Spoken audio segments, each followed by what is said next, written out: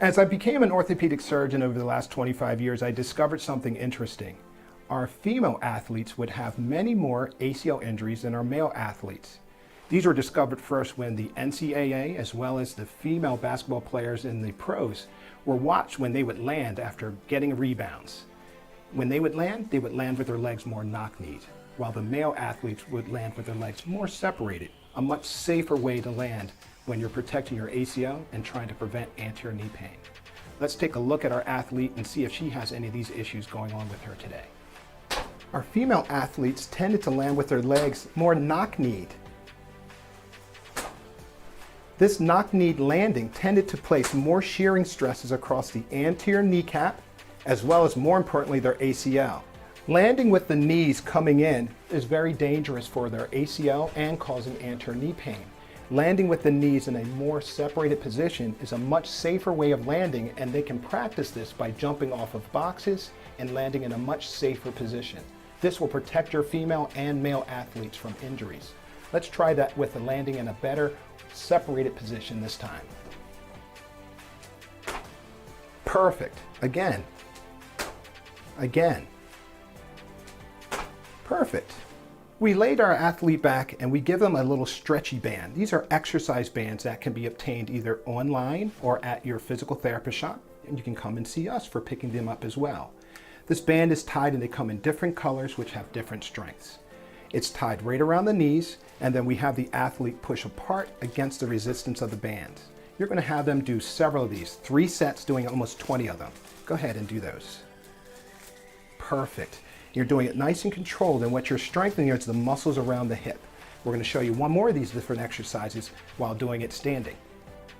The next exercise to build strength in both the muscles of the hip as well as the muscles of the vastus medialis is this mini squats. Your athlete is going to stand with a band around their knees, and they're going to squat down to about 45 degrees. And then by doing that, you can even toss a ball back and forth to them where they're going to push against the resistance of the band. Go ahead and do a couple of those. Perfect. And by doing that, you're going to build the strength in both the muscles around the knee as well as the muscles of the hip. This is a perfect exercise, and we're going to show you one more modification of this that really helps build strength in the hips. Now there's lateral strides with the band around their legs. These are further going to build strength in the muscles of the hip as well as the muscles of the knee. As they're striding, they're getting down in a small squat and going sideways. Again, you can add in increased dexterity by passing the ball back and forth to your athlete while they're doing it. And remember, these exercises are good both for your female and your male athlete. I suggest you videotape your athlete landing, focusing at the knee, so you can give them cues as whether or not they're landing in a safe position. Have them do it multiple times, and by doing the strengthening exercises and the muscle memory will build that they will land in a much safer position. And you guys won't have to see me to do your ACL reconstructions. Good luck, and keep those exercises going.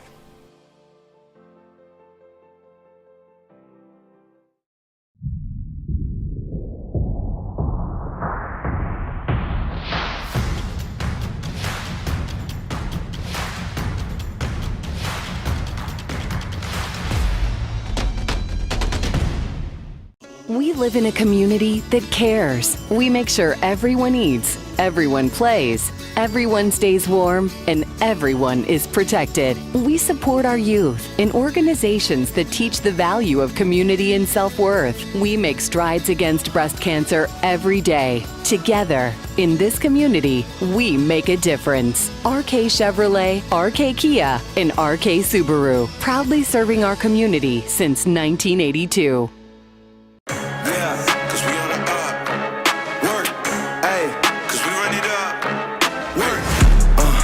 This ain't a game, I came with the game. Look how we run it. The hustle and pain is just not the same. I came from the gutter. Ayy, whole team limitless. Never settle, we above. Whole crowd showing love. Yeah, up. We on the up. Team going up. We run it up. We on the up. Up. We on the up. We on the up. Team going up. We run it up. Team going up. We on the up. We on the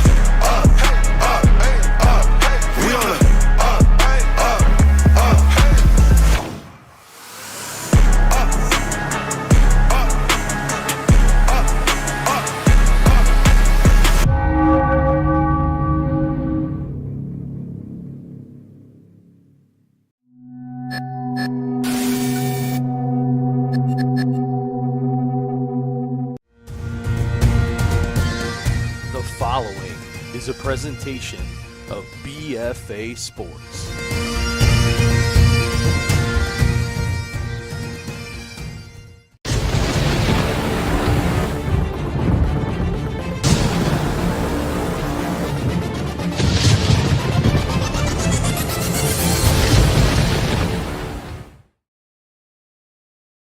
Tonight's contest.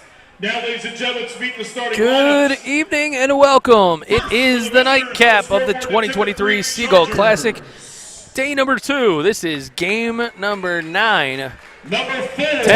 10 on your schedule. For BFA Live Sports, Doug Stasic, joined alongside my brother from another, Steve Westcott. And man, on a day like Saturday, we've seen some good basketball, but we got another 2 great ones on tap here. This should be an outstanding matchup. Timber Creek, very athletic, very physical basketball team, can get up and down the floor with the best of them. St. Joe Academy has had a lot of pretty good years here of recent, and they're looking to have another good one this year. And they have a bunch of, let's say, really, really good basketball players themselves.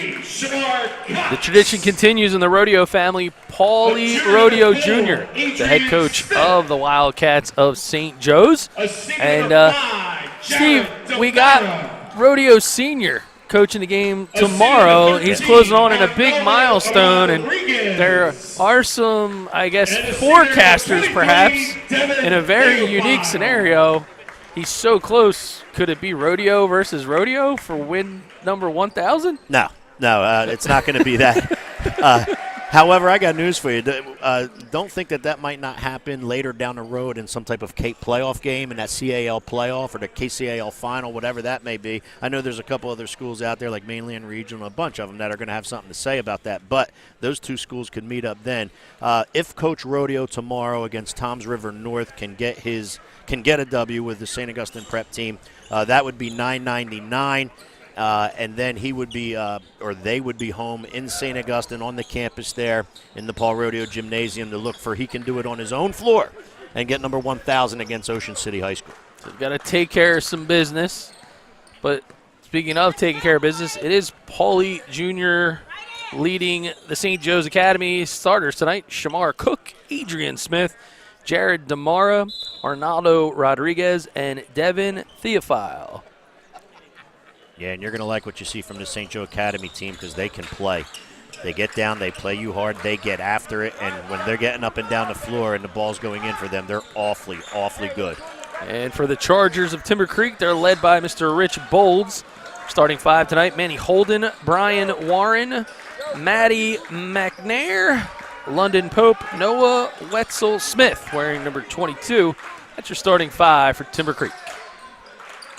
Yeah, and just a side note, we already included or incorporated St. Augustine Prep in the broadcast. St. Joe Academy's assistant coach, Jose Gonzalez, was a St. Augustine Prep standout, and in addition to Coach Paul Rodeo Jr.'s staff this year, and I'm sure he's helping them tremendously. Jose was a 1,000-point scorer at St. Augustine himself. A fantastic DNA of basketball legends, especially when you talk about the lineage there of the rodeo family. And even with this event, the brother of Paul Rodeo Sr., John Rodeo, the head of the Seagull Classic, he's put this event together for longer than we can all remember, that's for sure. Right. Well, but what a great cause. Yeah, it started in the late 70s by a gentleman named Father Ed Lyons, who initially was in a parish in Philadelphia and then came here to Holy Spirit for a while. And he started in the late 70s. I think the tournament ended up coming to an end sometime around 1992 when Father Ed Lyons was transferred out of the South Jersey area. And at the time, it was one of the most nationally renowned high school basketball tournaments in the country. They had teams come from all over the country to play. And, with the South Jersey Basketball Summit that you mentioned, John Rodeo is the president of. I'm the vice president of.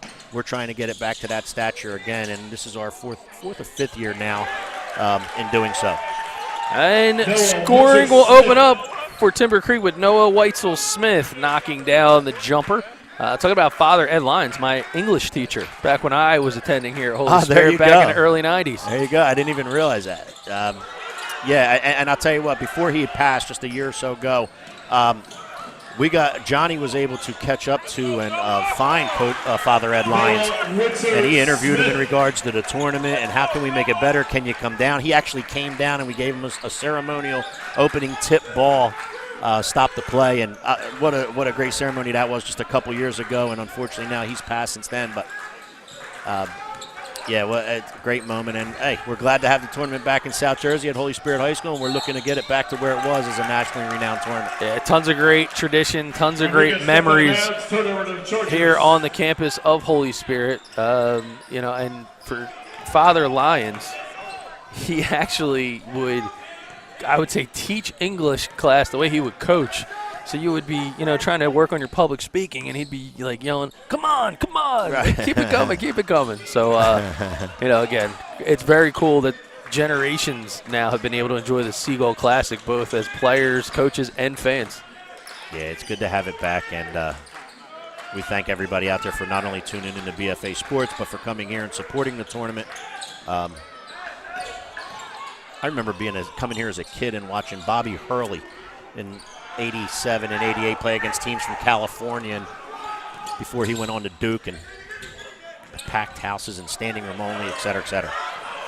Yeah, moments that will live on in tradition for quite some time, and it's been a little hectic in the early first quarter. 4-0 lead early for the Chargers, and a beautiful backdoor feed and an easy finish for number 14, McNair. I was just about to say that I don't know how much of this chaos basketball coach Paul Rodeo Jr. is going to put up with, back and forth, just turning it over, et cetera, et cetera. Sure enough, he has a sub at the table to stop some of it and calls a timeout further on in order to try to stop the rest. Well, you see the action there on the Game Changer instant replay, a look inside the huddle. And speaking of Game Changer, when you want to change the way you follow the game score stream, well, now you can even create your own in-game highlights with all of the new features on the Game Changer app. You can download it now at gc.com on your favorite iOS or Android device. Game Changer, the official scoring app of BFA Sports.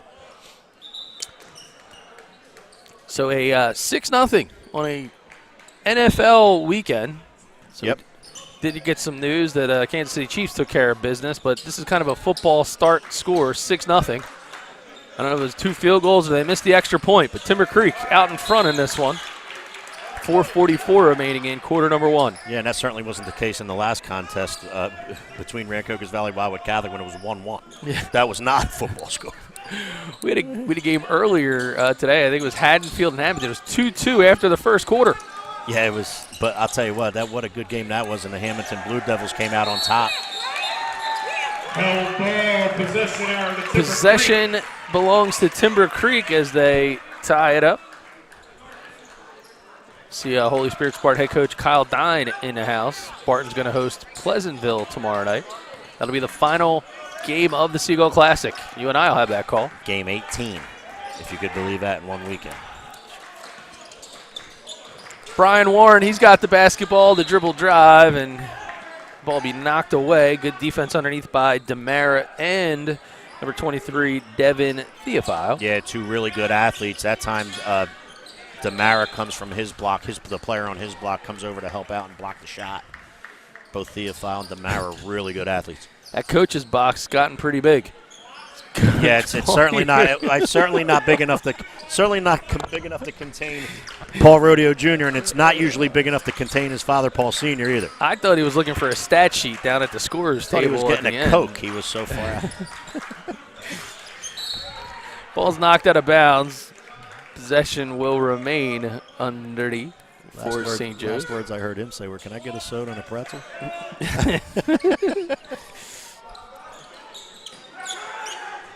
Will Spross into the game. He's got the ball as he goes to the rack, gives the ball up, and he'll finally get it back. He's working with Smith. St. Joe's long ball 3, no good. From Rodriguez. Arnado Rodriguez is a really good jump shooter. He's the main 3-point threat for St. Joe Academy. He didn't make that one, but once he gets rolling, he can shoot the ball with the best of them out there in South Jersey and New Jersey. Lids on the rim a little bit for St. Joe here with Timber Creek up 6-0, but once that thing comes off, St. Joe can score in bunches. Jason Umasella checks into the game. He's now in the backcourt. And working a bit of man defense. Good hard pull. McNair can't get it to drop in the cylinder. Maury Stokes in the lineup for St. Joe's, replacing Jared DeMera. Timber Creek, always very athletic, always very Wildcats physical. possession. They continue to put the heat on you. They push the basketball up offensively at you. They force you to get back on defense, and if you don't, they go to the rim and try to take advantage. The Wildcats go back to work, looking for their first bucket of the ball game. Umasella moves to his left. Good spin move. He gives it up, loses the handle. Big hustle play, and ball will remain in the hands of St. Joe's. That's a good heads-up play by Arnaldo Rodriguez. Yeah, boxed the defender out after he knew the ball went off the defender on the tip pass. Boxed him out so he couldn't further continue the play, knowing that it would be St. Joe basketball. For Timber Creek, replacing Holden and Winter Smith. St. Joe's wearing white uniforms with the red trim, traditional as always. And for the Chargers, navy blue with the gray letters and numbers. This zone defense that Timber Creek's playing is giving St. Joe Academy fits. Anytime the ball goes to the corner, they're doubling down on the post against Theophile.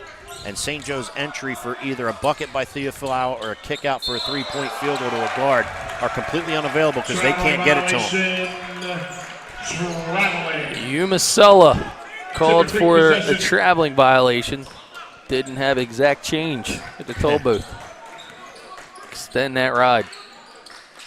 Get some easy pass.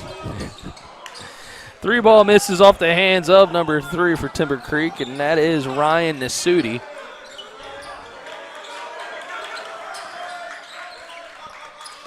It's a 1-2-2 zone, partner, and they play you up top, but then when the ball goes to the foul line extended or corner, that's when everything collapses and they double down inside. Good transition basketball and an easy bucket for Brian Warren. And it's, again, because St. Joe Academy, unfortunately, right now can't figure out this zone. And Timber Creek's been very active in it with hands out wide and tipping everything and unallowing passing lanes. Doing a nice job in this zone is Timber Creek. Rodriguez takes it in the lane. No basket, foul occurred on the floor. Bucket is called off. Foul will be called on the floor. That's number 14, Maddie McNair. Number 14, Maddie McNair, his first. Team and games first. That's the first foul in the game. I thought I missed something. No. I just looked down and I go, did I miss something? No. Then a public address, Dennis Smith. You were used to all the X's and personal fouls in the last game. Wildcats go baseline. Rodriguez trying to do it himself, and he gets the finish. Yeah, forces the issue along the baseline, comes to a jump stop on 2 feet in the paint, right on the side of the paint, able to float the ball over the defender, use the glass. The banks are open, even here late in the evening on a Saturday night. Well, it's all about having convenience with those banks. Reminds me of my buddy Malcolm Davis. I'm sure his bank's still open somewhere. 3 ball. 3-point basket by Brian Warren. TD Bank has banking hours 7 days a week, I heard. That's right. That's what I was saying. Williamstown TD manager Malcolm Davis in the house taking this one in. Oh, okay. I didn't know that. I didn't understand the correlation. I'm sorry. From Umasella. Theophile's on the board. Now got an 11-4 ball game. Minute 15. Yeah, a couple buckets now for St. Joe Academy. Let's see if that can get them rolling and see if they can, they're still in the game. Obviously, it was early, but, 11-4. Now let's see if they can get that and make a run at Timber Creek here. 3 ball from deep behind the arc. Remaining in the quarter, 1 minute. Yeah, that's a shot St. Joe Academy wants Timber Creek to take. Sherrod Bruno off the mark on that. And they're saying it's going to kick ball? Yeah. Guard for number 3, Paris Kinsey for St. Joe, tried to throw an opposite from his wing, top of the key, extended to the block to Theophile. The defender kicked it in the middle of the paint. Therefore, the possession will remain with St. Joe Academy. I wish we had an ISO of St. Joe coach Paulie Rodeo right now. He's got a bad taste in his mouth. Yeah, he's not very happy right here. This is, like I said, this is not the start he wants to get off with. Rodriguez to the rack, steps back, pops and makes the shot. Oh, that's a tough shot. came chest to chest with a defender after a jump stop, and I didn't think he was going to be able to get one off, but on the fadeaway, got it to go. Good job by Rodriguez right there. Tough shot.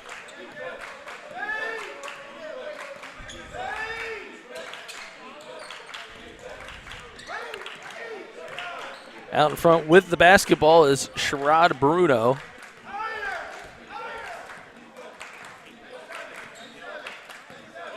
Bruno looking at the clock, holding for 1, 7 seconds.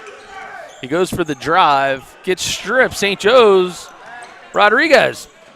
The heave, and off the front of the rim. That's the end of the first quarter of play with the score. 1 quarter in the books, 11 to 6. Timber Creek leading St. Joseph's Academy here on BFA Sports.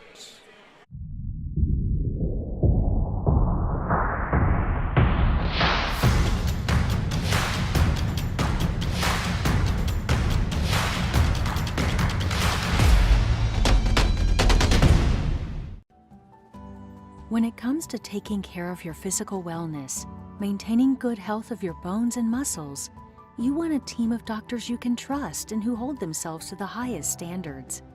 At Premier Orthopedic Associates, we believe that you should live life at your best.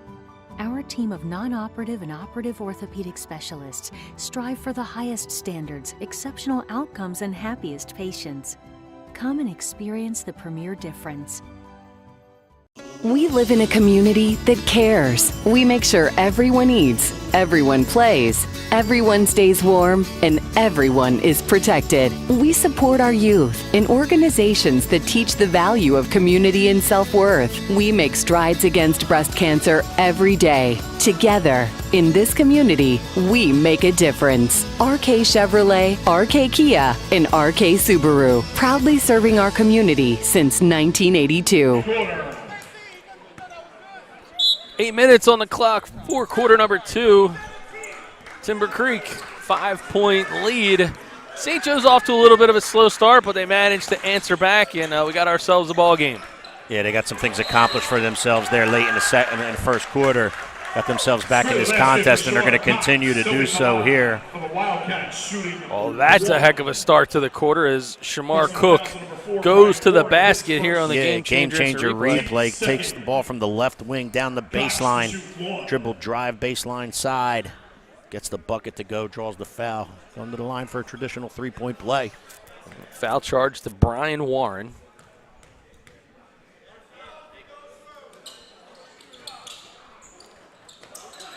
Can't get it to go, but right on the spot is number 5, Jared Demara.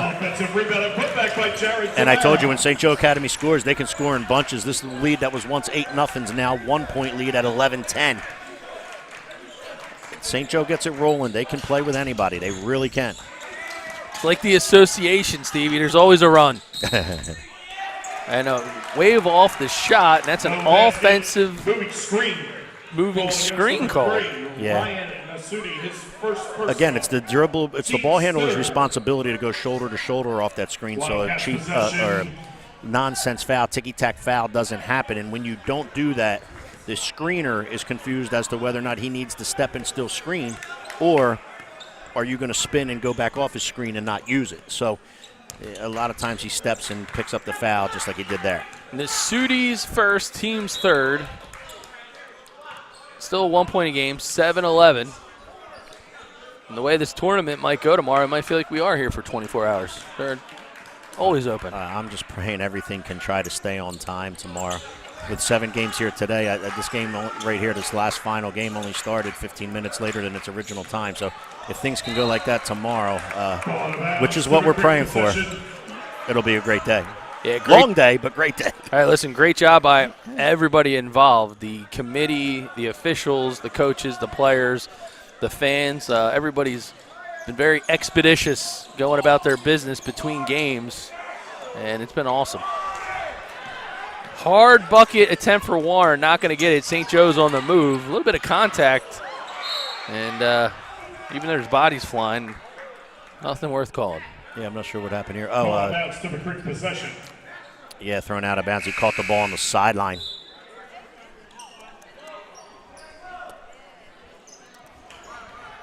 I was distracted. I couldn't see the corner. He might have even just thrown it right directly out of bounds. I couldn't see in that corner because of the fans that are here in the first two rows. For St. Joe's, replacing a Masella. All right, so Umasella steps out. Theophile now is in the backcourt with Shamar Cook for the Wildcats. Also still in the game is Adrian Smith. Down low, I think it's Bruno on the block, and Rodriguez still in. So that's your 5 for St. Joe's. Good job Good by hustle Cox. play. Yeah, really good defensive play right there by Shamar Cox. Good hands. Hands stayed active. He was able to tip the ball away and come up with a steal and a turnover on Timber Creek. Although that's the third, maybe the fourth trip here now where St. Joe could have had opportunity to take their first lead of the game and have not done so. The runner for McNair won't go. Timber Creek still at the basketball. Anderson, he goes in the lane, loses the handle. Wildcats are on the run. Rodriguez out in front, the Euro step, and the bucket. Yeah, that's a really good finish. Really good finish right there. Good basketball in transition. St. Joe throws the ball ahead. Here's our game changer replay. Rodriguez gathers it and plays through the contact, gets to the left side of the rim and finishes with the left hand. He'll go to the line for an attempt to get one more. His first bucket of the second quarter. And a foul shot is pure. And now St. Joe has their first lead of the contest. Down 6-0. Now have battled back 13-7 to take the lead. Yeah, they've done a better job against that zone. They've gotten a couple easy buckets in transition. Rodriguez has gotten going for St. Joe Academy, so things are starting to look up for that. Yeah, I mean, to the point that Paulie Rodeo Jr.'s almost found the location of his bench again. But no, I spoke too soon. Yeah, I was going to say, don't. Look at him. He's in the left of your screen, so you can see how far down he is. Yeah, he's not. They need to repaint those coaching box lines when he's in here. Well, what they should do for entertainment purposes only, of course, they have those like invisible dog fence collars, so you maybe just throw one of those on, and then if you get out of the box, well. Yeah, I don't know about that. Some guys would struggle. Yeah, I get it. Personal fouls on number 4. So how much, I mean, Steve, you've been an official, you've done it. How much wiggle room do you give a coach like that? There was Paulie Rodeo, who we just took a look at. But it depends on who he's directing his words to. I mean, if he's directing his words to an official and directly to an official, they're going to put him back in it. And they're probably, I mean, a good official will tell you, Coach, listen, I'll let you talk, but you need to be in the box for me to talk to you. So why don't you get in your box and then we'll talk. And, and you encourage them to try to get in there. It's, defensive officiating, let's say, because you don't want to call it T if you don't have to. Right. But if he's not going to listen, then if that's what you got to do, you got to do. But you talk him back into the box, and then you try to talk to him and calm him down. Let him speak, and then you give him the answers to what you saw, and hopefully it'll work out. Well, Brian Warren, his trip through the lane didn't work out as planned. He was called for traveling.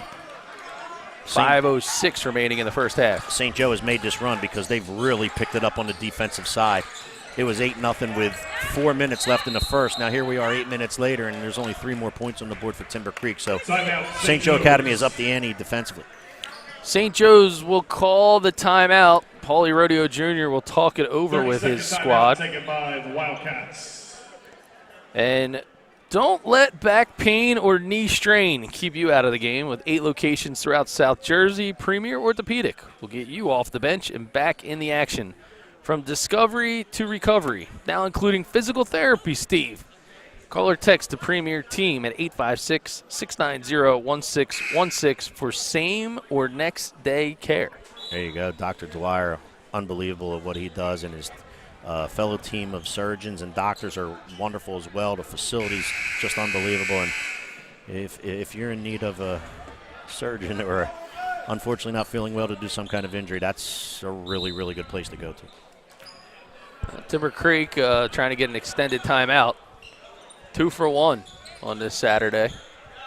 Perhaps not exactly. Anyway, 2-point ball game in quarter number 2. Doug Stasic, Steve Westcott. Your court side, the home of the Holy Spirit Spartans. St. Joe's back to action. Good ball rotation, wide open look, can't get it to go. And the Chargers are on the reverse skate. And a good take and a great finish. Yeah, long shot for St. Joe Academy led to a long rebound on the miss. Timber Creek was able to gather it. Here's the gathering of the rebound on the floor. Out in transition comes Timber Creek. Jump stop in the paint. Sharon Cox comes over to try to block the shot, unable to do so. Number 12 for Timber Creek. That's number 12, Asa Wharton. Yeah, finishes the bucket, draws the foul. Looking to get one more at the stripe. Misses the three-point attempt. Wildcats possession.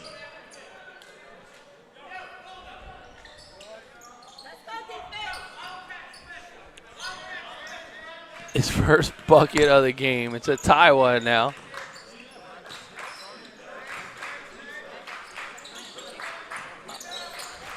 It's so funny how this gym looks so remarkably different in the morning and in the evening. I'm just kind of picking up on this as we look across court. Rodriguez goes back to work. His attempt is a bit long, but the Wildcats end up with the basketball and a good back look inside, and the bunny is missed. But Theophile with the board and the bucket. Yeah, Theophile knows what he's doing inside. He's got that frame to him, strong frame at 6'5". Oh, my. And then gets a block at the defensive end. But he gathers the offensive rebound, puts it back in for two. Game changer replay. Timber Creek comes back after his bucket. Dribble drive from the left wing. Theophile says, no, not today, folks. Back to action. Ball goes straight up, and Theophile probably going to get charged for the foul in this one. Yeah, after a bucket and a really good block. A little over-aggressive there on that block attempt. Draws the foul, taking the young man from Timber Creek to the floor. And again, that is Asa Wharton. Going to have a couple shots at it this time, not just one. So Wharton with the first of the pair gets to go. Yeah, we thought this would be a good contest. You know, you do these matchups, you sit down and you do these matchups and you say, you know, who can we bring in that's kind of that don't play each other? You know, you don't want to try to play somebody in your own division or conference, and we thought this was going to be a good one when we put this matchups together. Indeed, it is. 4 minutes left in the first half of play. Wildcats back on the move. Cox. He's going to go to the line. Timber Creek personal fouls, number 14. Yeah, good drive to the basket right there by Cox. Looking to finish. Couldn't do so, but he did draw the contact. Going to the charity stripe for a couple free throws here. Cox 0 for 1 from the free throw line. Got 2 points so far tonight.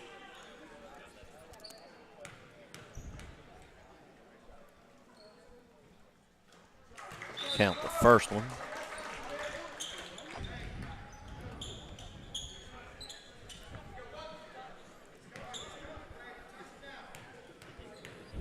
He's got 81 points on the season, according to NJ.com at least.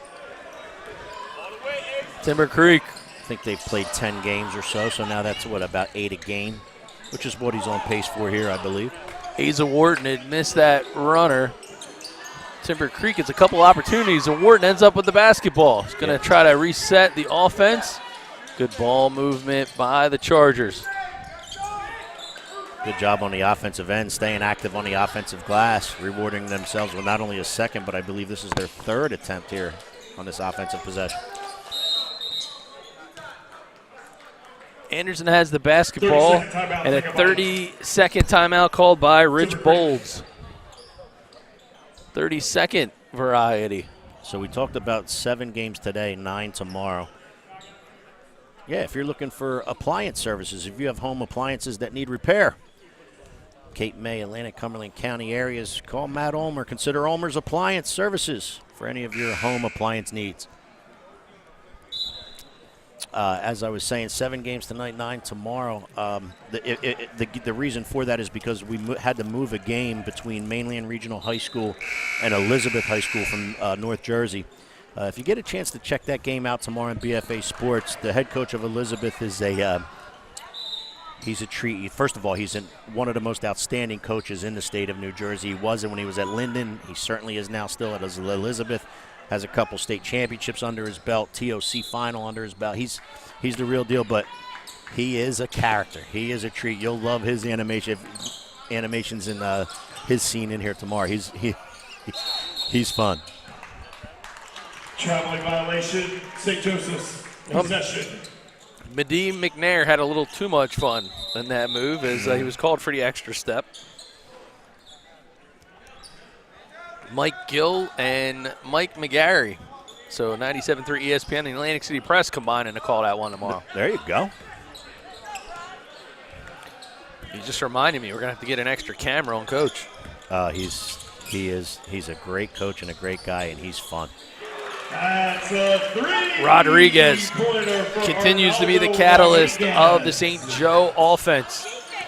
Yeah, once the lid came off the basket for St. Joe Academy, Rodriguez has had a lot of fun in here too, scoring points at bunches here now.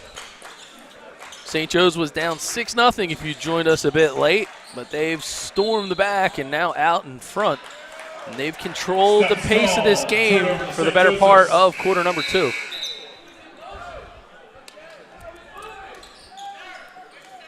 Anderson returns. Yeah, shuffle of the feet before the dribble drive right there.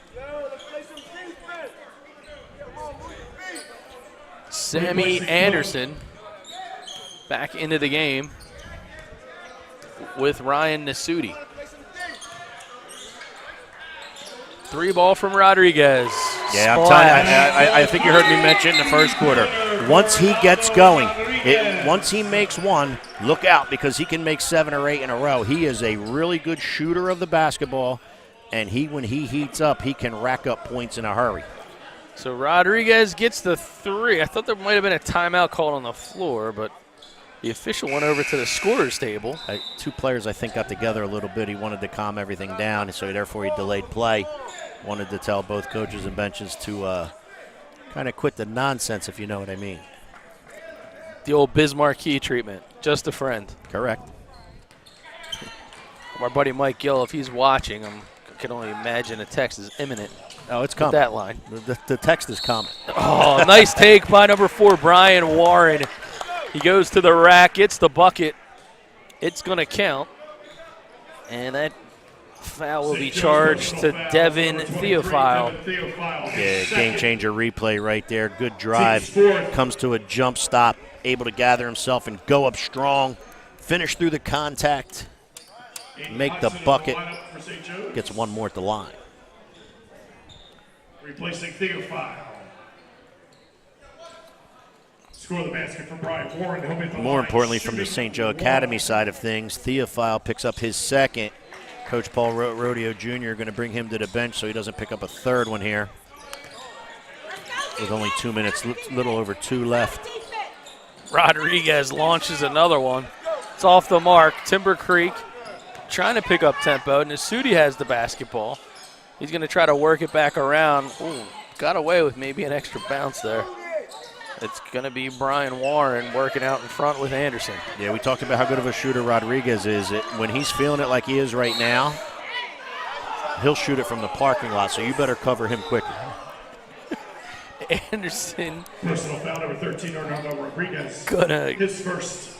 Get the ball out of bounds, but head coach Paulie Rodeo, that was one of those moments. I wish the camera was actually on him. But he's got his. He's got his game in rare form too. I wonder why he wears the tie. It doesn't ever completely stay up within any game I've watched him coach. Like 2 minutes into the game, that thing is loose. Well, you know what? Well, if it was his father, it would have been loose when they were down 6-0. So the jacket would have come off, the tie would have come off, and if you're out there from St. Augustine Prep, you know what I'm talking about. But yeah, I got news for you. Since we've come back from the COVID era, not a lot of coaches wear suits and ties anymore. A lot of coaches are wearing your normal traditional team sweats and 3/4 pull-ups and team logos on them and all that. So he's one of the few that still chooses to wear a coat and tie, and I'll tell you what, he's a really good coach, really good young coach. And when he has some talent, you got to be careful because he'll beat the best up. Turnover as the ball goes out of bounds. Timber Creek back in action, and Ryan Nasuti, Steve, picked up a quick second personal foul in like a 1 minute, I think, window. Making the most of his minute, right? Yeah. Good job by Warren. Splits the defenders, and he's got 7. Yeah, good dribble drive, good strong finish. Warren to the bucket for 2. St. Joe's trying to hold on to this 1-point lead that they've built. A lot of ball movement here. Good pressure defense. Timber Creek coming out and trapping, extended that zone a little bit and trapping it, thus forcing the ball movement to be as quickly and as fast as it was. St. Joe's able to find Demare at the foul line area, beating a zone. You can attack the center of the court. They get the ball to the foul line area. Demare knew what to do with it from there. Demare, his 4th point of the game. Timber Creek seems to be interested in holding the ball for its last shot of the half, and perhaps chance to tie the game as they're down 3. St. Joe will be glad to let them do that with Theophile over on the bench protecting those fouls. So now under 10, Warren goes to work. Thinks about going his left, goes back to his right, swings it up, and a nice big block in a big spot for St. Joe's by number 14, Aiden Hobson. Very active defense for St. Joe Academy to end the half right there. Good defensive stand. 24-21. Wildcats over the Chargers. You're watching the Seagull Classic on BFA Sports. What's up, brother? As I became an orthopedic surgeon over the last 25 years, I discovered something interesting. Our female athletes would have many more ACL injuries than our male athletes. These were discovered first when the NCAA, as well as the female basketball players in the pros, were watched when they would land after getting rebounds. When they would land with their legs more knock-kneed, while the male athletes would land with their legs more separated, a much safer way to land when you're protecting your ACL and trying to prevent anterior knee pain. Let's take a look at our athlete and see if she has any of these issues going on with her today. Our female athletes tended to land with their legs more knock-kneed. This knock-kneed landing tended to place more shearing stresses across the anterior kneecap, as well as, more importantly, their ACL. Landing with the knees coming in is very dangerous for their ACL and causing anterior knee pain. Landing with the knees in a more separated position is a much safer way of landing, and they can practice this by jumping off of boxes and landing in a much safer position. This will protect your female and male athletes from injuries. Let's try that with the landing in a better separated position this time. Perfect. Again. Again. Perfect. We laid our athlete back and we give them a little stretchy band. These are exercise bands that can be obtained either online or at your physical therapist shop, and you can come and see us for picking them up as well. This band is tied and they come in different colors which have different strengths. It's tied right around the knees, and then we have the athlete push apart against the resistance of the band. You're going to have them do several of these, 3 sets doing almost 20 of them. Go ahead and do those. Perfect. You're doing it nice and controlled, and what you're strengthening is the muscles around the hip. We're going to show you one more of these different exercises while doing it standing. The next exercise to build strength in both the muscles of the hip as well as the muscles of the vastus medialis is this mini squats. Your athlete is going to stand with a band around their knees, and they're going to squat down to about 45 degrees. And then by doing that, you can even toss a ball back and forth to them where they're going to push against the resistance of the band. Go ahead and do a couple of those. Perfect. And by doing that, you're going to build the strength in both the muscles around the knee as well as the muscles of the hip. This is a perfect exercise, and we're going to show you one more modification of this that really helps build strength in the hips. Now there's lateral strides with the band around their legs. These are further going to build strength in the muscles of the hip as well as the muscles of the knee. As they're striding, they're getting down in a small squat and going sideways. Again, you can add in increased dexterity by passing the ball back and forth to your athlete while they're doing it. And remember, these exercises are good both for your female and your male athlete. I suggest you videotape your athlete landing, focusing at the knee, so you can give them cues as whether or not they're landing in a safe position. Have them do it multiple times. And by doing the strengthening exercises and the muscle memory will build, that they will land in a much safer position. And you guys won't have to see me to do your ACL reconstructions. Good luck and keep those exercises going.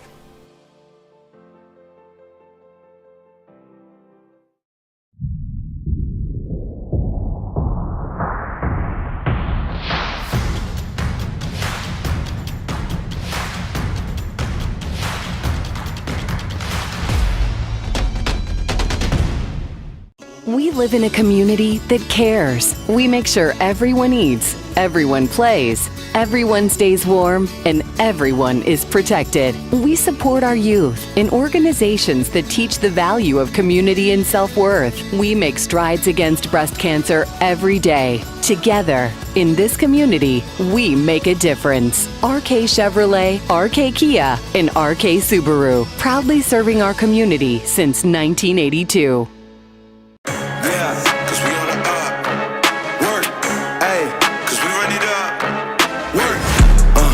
This ain't a game, I came with the game. Look how we run it. The hustle and pain is just not the same. I came from the gutter. Ayy, whole team limitless. Never settle, we above. Whole crowd showing love. Cause we up, we on the up. Team going up. We run it up. We on the up. We on the up. We on the up. Team going up. We run it up. Team going up. We on the up. We on the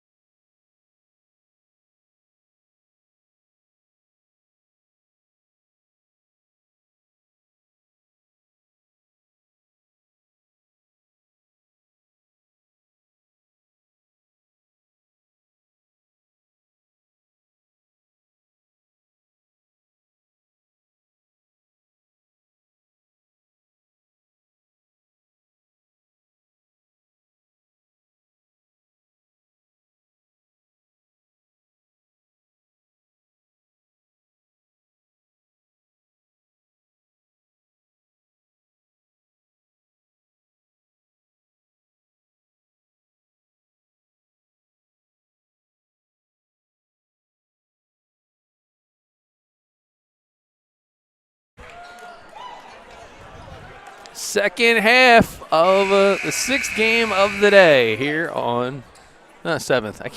The adding thing.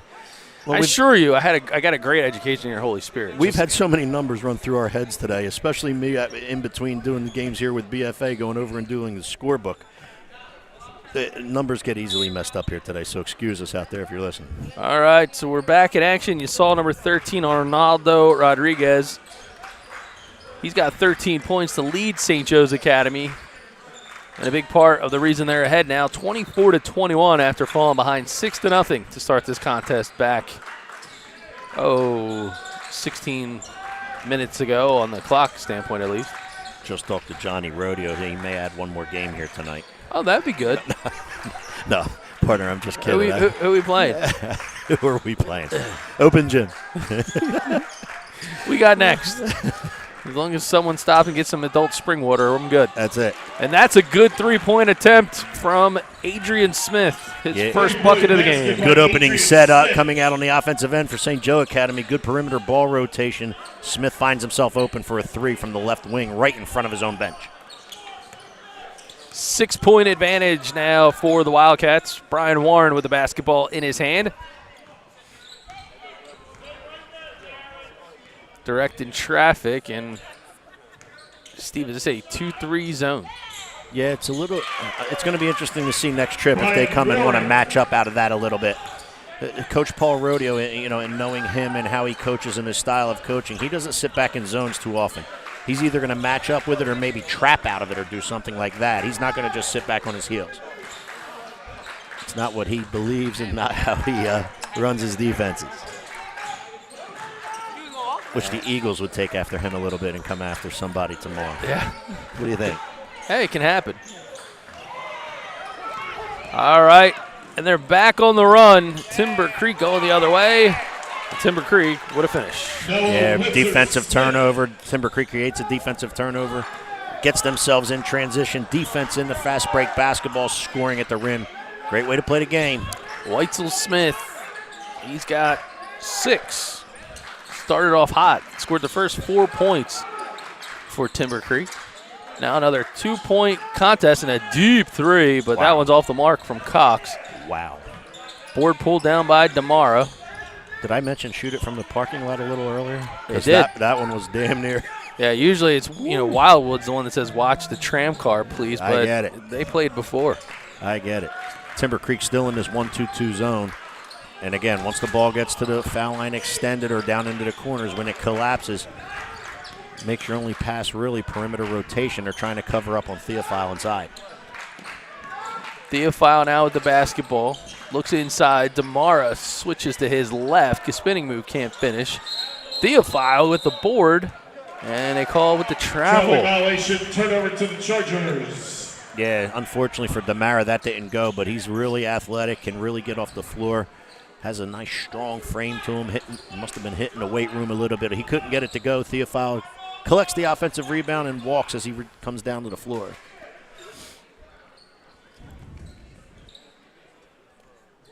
See, Coach Bolds is emphatically coaching on the sideline. We talked about Coach Paulie Rodeo earlier, and look at a little bit looks like they got a sham wow going out there on the floor. Some moisture off of there. Good look there from That's right where Theophile hit the floor. So I'm sure the sweat from his jersey gathered there, thus the cleanup in aisle 3. Well, 5 minutes now remaining in the third quarter. Still a one-bucket basketball game. Doug Stasic, Stevie Westcott, the BFA crew. And I wouldn't be surprised, partner, if this close contest goes right to the end like this. We've already mentioned a couple times in the broadcast that we thought this was going to be a good one when we matched them up together. It's certainly living up to that billing. Well, that last attempt from Timber Creek missed by a lot. Rodriguez helping to work this ball reverse pivot around the perimeter for St. Joe's.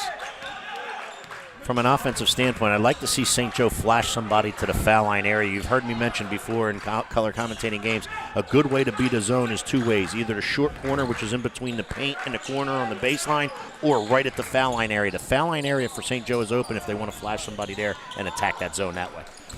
Well, Theophile try to attack the lane. Couldn't get the floater to go. Rodriguez going to try it now. That one won't go either. Theophile gets his hand on it. Demara, there's a scramble. And jump ball is called, and Coach Bolds calls for a timeout. The Delaware Blue Coats, the NBA G League affiliate. We're proud to be the presenting production partner of the Delaware Blue Coats. And in case you were wondering, Steve Westcott, we were talking about tickets earlier. Well, see the future of the Sixers today in Wilmington. The Delaware Blue Coats of the NBA G League have been the home of your favorite Sixers for years, like Paul Reed. Make the fast break to bluecoats.team to get your coats on with lower level seats for just $14. Some potential future collegiate and perhaps a professional player or two playing here in the Seagull Classic at some point over the weekend. Of course, the Seagull Classic designed to contribute funds and scholarships to help student athletes and their families take the next step in their education and perhaps playing career. Yeah, not only do we give out a couple scholarships to a couple of young lady student female athletes, we give a couple to the student male athletes as well.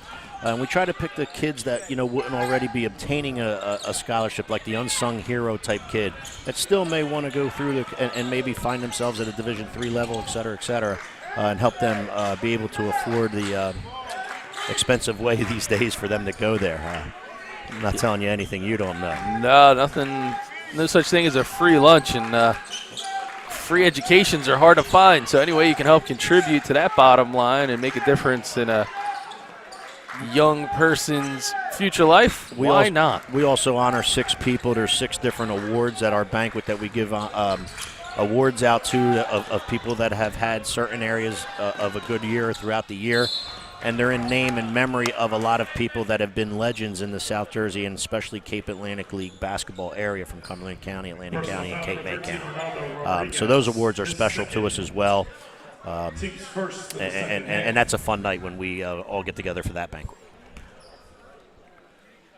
Yeah, it was a great night to be a part of for us from the BFA crew. This past year, I was proud to be honored on behalf of some of the work that we've all done collectively as a team, and proud that I'm going to deliver this year on our promise of awarding a $1,000 scholarship to one of those students in need on behalf of this event. That's great. We understand, or we got wind of that when you explained that to us last year. Can't thank you enough for that, and BFA enough for that. Again, and you were award recipient last year, and those awards mean a lot to us. It's for people that go over and above the line of duty to extend themselves to the wonderful student athletes that play this game of basketball, both male and female. Warren called for the offensive charge. And that ball's going to go the other way. Control foul, charge number 4, Brian Warren. Love Dennis Smith, part of this group, this school, as we mentioned on our prior broadcast today. He's really good with the mic in his hands, too, as a public address announcer. His whole tone, his whole emphatic. Demeanor. Yeah, it's really good. He's really good. Everybody just so proud to do their part, make this a memorable event year after year after year. So Jason Umasella back running the point right now for the Wildcats of St. Joe's. Trying to get the ball to Rodriguez, and Timber Creek well aware of who the danger man is from scoring point standpoint. Umasella with the floater. Theophile going to fight for the board. Timber Creek ends up with it, but they throw it away. The media table across diagonally to our right, former high school basketball head coach George McNally is in the house. Coached at Egg Harbor Township for a little bit. And prior to that, I believe was at St. Joe of Hamilton, which is now St. Joe Academy that we're watching today. George McNally, good high school basketball coach. Appreciate him coming out and saying hello. Yeah, so many big basketball fans that are out here, and others like business owners, community members that have contributed to this event. One of the big sponsors, Calvi Electric. So Mike Brestel, second generation owner of Calvi Electric and another great sponsor, and he is an alum of Holy Spirit, so he's in the house tonight. And there's a hard take to the rim. Bodies everywhere in this one, partner. The pace is fast. Physical. Damara unable to get back to the right spot. He sprinted back, but he couldn't get to the spot, which is in line of the dribble drive on the fast break, thus committing the foul. It'll send Anderson to the line. Asa Wharton in the lineup for Timber Creek. He misses the first. He'll have another attempt. Yeah, and I want to thank you for bringing up the sponsors that helped the South Jersey Basketball or the Co-Basketball Summit as well. I mean, these people with their businesses and companies have given to us throughout the last 4 or 5 years, and that we've had this tournament back. And, you know, we couldn't do what we do without them. We talk about a lot of our sponsors with BFA, but we really couldn't. Top Crop's been one of the major ones as well. Tri-City Kitchens we have here with the South Jersey Basketball Summit, but we also have them when we cover Our Lady Mercy Academy. Keith Bernhardt, very generous in the things he does as well.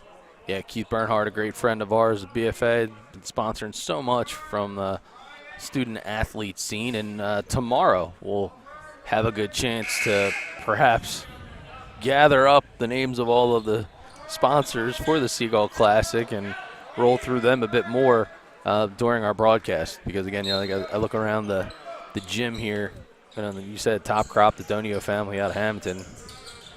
Fantastic people, do so much behind the scenes. They've been so great to us. I mean, as far as the summit and bringing this tournament back.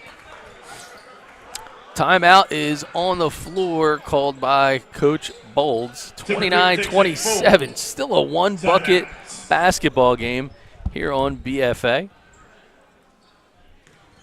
And RK Auto Group, talk about guys that do awesome things in the community. Well, nobody better than RK. So make the fast break with a short drive to the RK Auto Group in Vineland. Jim G and his championship team will make you feel like an MVP when buying your new Chevrolet, Kia, or Subaru, because RK does it right. And as we have a timeout here, Stevie, I know that some people may have us on their phone or on their iPads or their laptop or whatnot, but some crazy things sometimes happen in the arena of sports. And for the young man DeMar Hamlin of the Buffalo Bills, a jarring sight for any fan and anybody that has a family member who plays any sport at any level. But as the Jacksonville Jaguars and the Tennessee Titans are playing for what should be a division title on the line tonight, you see a lot of just tributes to DeMar Hamlin from not just across the league, but from across the country. Yeah, and so well worth it. The young man, from what we understand now, is starting to recover. And what a sight that was! Unfortunate, it made you numb. You watch it and you couldn't believe what you were watching. And thank God to all the first responders, because without them that were there on the field, at the site, they were able to keep that young man alive. And thank God for that. And we just continue to pray that he continues to get better. Yeah, blessed to have so many unsung heroes behind the scenes and at every sporting event. You know, talk about people that come and volunteer and work the security detail and work the concession stands, and a trainer who's on scene, and, you know, doctors that you don't even know that they're hanging out in the stands, and there's always people that are present, and it just gives you a lot to be, you know, so grateful and thankful for. And I'm not sure if you heard, because you've been here working the whole weekend, but Hamlin made a surprise appearance at the Buffalo Bills team meeting via FaceTime, and he told all his brothers, "I love you." Oh, there you go. I'll tell you what, I got goosebumps right now just even hearing that and thinking of that. Like I say, just continue to pray for the kid to get better, the young man to get better, and again, the people behind the scenes that you just mentioned, we just simply couldn't do something like this without them. I mean, it's just not feasible. Big-time tournament, bringing 18 games in one weekend from teams from all over the state of New Jersey. I mean, half of our teams are from North Jersey. Elizabeth, Linden, St. Thomas Aquinas. You know, it's just hard to do, but again, because of the people that are willing to help us and go all out for us, we're getting it done. Yeah. Well, Theophile's at the line. He misses the first. You heard some grumblings from some of those in the stands. I think somebody ordered some fudge. I don't really know what that was about, but things happen. We don't necessarily. Everybody's got to root for your team. I didn't see any fudge, though, at the concession stand. No, I didn't they have either. a lot of great things. Matter of fact, I think at this point with a quarter left, that one may even be shut down. So fudge may not be on the agenda here at Holy Spirit High School. Personal foul is charged to number 4. I didn't hear Dennis Smith announce it, but on the board it says there's 2 fouls now charged to Adrian Smith. Well, he's got the president of our organization, Johnny Rhodey, over there in his ear. So You talk about good food. hospitality room you visited, partner? Oh, boy. Umasella with the hard take to the rack. Can't get it to go. A little bit of a scrum. Lots of bodies flying. Basketball up for grabs and a reach-in foul. Going to be called on number 2, Sammy Anderson, and that'll be his second. Both teams really going after this one right now. Close contest. Personal Third foul quarter's number 4, approaching Brian its Warren, end his with only third. 18 seconds left. Team's third. Both teams really getting after every loose ball, playing a little harder on the defensive end, and a lot of bodies flying all over and contact happening. So I'm corrected. That wasn't charged to Anderson. It was the third foul charged to Brian Warren. Okay. So there is Warren trying to get the rebound, and Timber Creek is on the move. Leave it up to your old roommate to correct you, right? Still Timber Yeah. Creek possession. Always has to have the last word.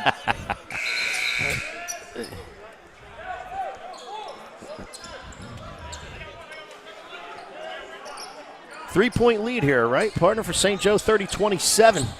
With one possession perhaps left in the third quarter. Warren's got it, crosses court. He doesn't look to be in too much of a hurry. Goes to the lane, and he's denied. Not enough time for Rodriguez to do the heave-ho. What a really good defensive play right there by Theophile. We got ourselves a ball game, 30-27. We head to the fourth. It's the Seagull Classic on BFA Sports. Yeah, cause we on the up. Work, ayy, cause we run it up. Work, this ain't a game, I came with the game. Look how we run it. The hustle and pain is just not the same. I came from the gutter, ayy. Whole team limitless. Never settle, we above. Whole crowd showing love. Girls, we up. We on the up. Team going up. We run it up. We on the up. Up. We on the up. We on the up. Team going up. We run it up. Team going up. We on the up. We on the up.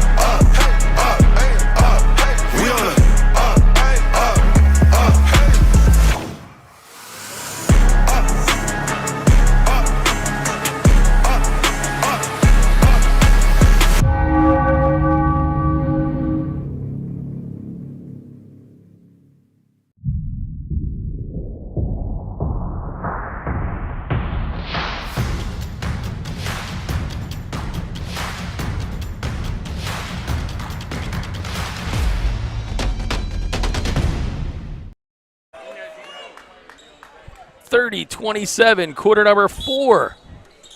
Doug Stasic and Steve Westcott. Well, Stevie, we always like to say when you get a tight one like this, might be a little premature, so I won't say it yet. I won't drop the line on it, but we got ourselves a good one. Yep. Barn burner here in the nightcap. And Paulie Rodeo Jr. has taken his jacket off. Yeah, he's late with that. But he is in the coach's box. Yeah, for now. You can see him in the background there wearing the purple shirt and the black pants. For now. It could change any second. St. Joe's back to work. It's Cox out in front. He's running point, working with Adrian Smith now, who has the basketball. On the other wing, it's Rodriguez. I like what St. Joe's doing here, just passing the ball around amongst the 3 guards, but you better close out on him. Rodriguez missed that. He missed that one, but you're not going to want to give him too many of them. Oh, what a crafty move by Mehdi McNair. The last second, he finds a way to force the ball up. Game changer replay right here. McNair, as soon as he feels the contact, flips the ball out of the basket. And he will go to the line to shoot, too. That's right. Because of his smart heads-up play, he gets 2 free throws rather than an inbound from underneath the basket. Personal foul number 13, Arnaldo Rodriguez, his third, team's fourth. Rodriguez has 3. It's the team's 4th. McNair shoot another. In a game this tight,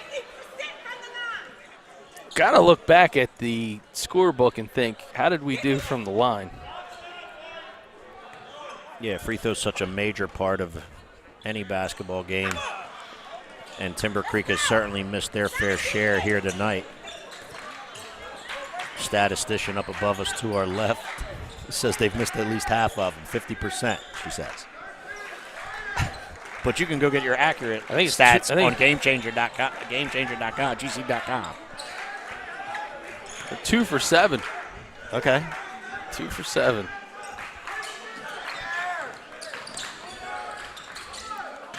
Wildcats trying to go back. We still got ourselves a 3-point game. Couldn't convert the free throws. Timber Creek switch up that zone a little bit, partner. It looked like St. Joe came out and be willing to drain a little bit of time, so they switched that zone up from a 1-2-2 to a 1-3-1, and they bring number 2, Sammy Anderson, out high and extend that zone out of 1-3-1 so that they can pressure the ball a little bit. It was a nice block there by number 21, Landon Pope. And a turnover. The Chargers, Theophile gets a reach, no call, and he gets the bucket. Yeah, stayed with the play, was hustling back on defense, decided to stop and make a play on the ball.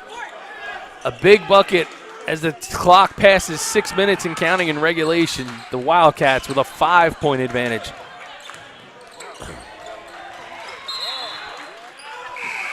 Ball is out of bounds, and St. Joe's number 14, his face says it all. That's Aiden Hobson. He can't believe the Chargers still have the basketball. Yeah, what Coach Rodeo wants is on the jump stop. He thought that number 3, Ryan Nasuti, lost control of the basketball, and it went out of bounds off him. However, the official has it as a tip ball from St. Joe Academy, thus the possession remaining with Timber Creek.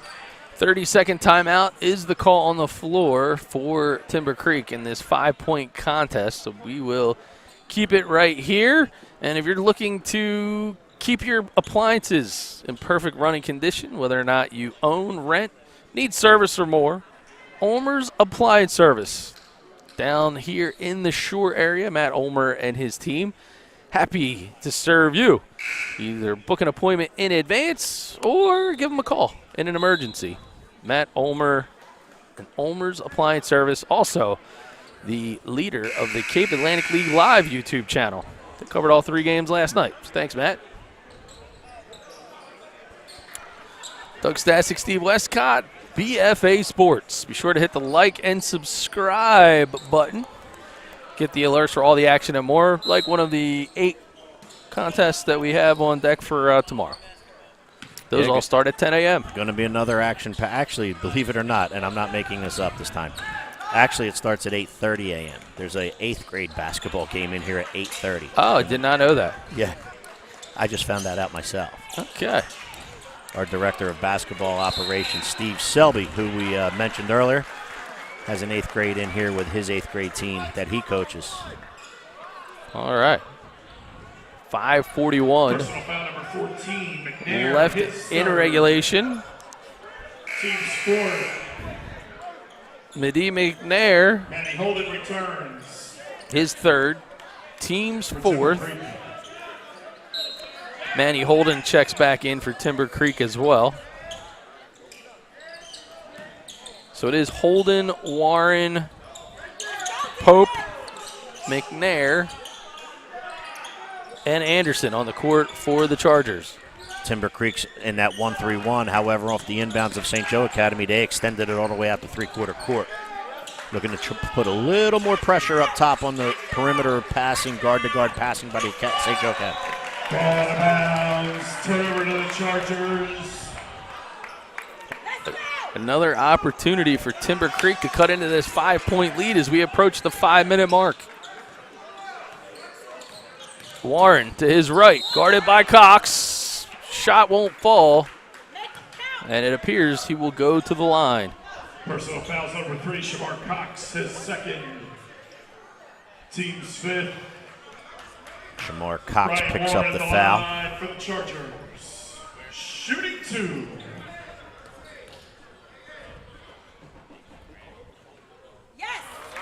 And he drains it.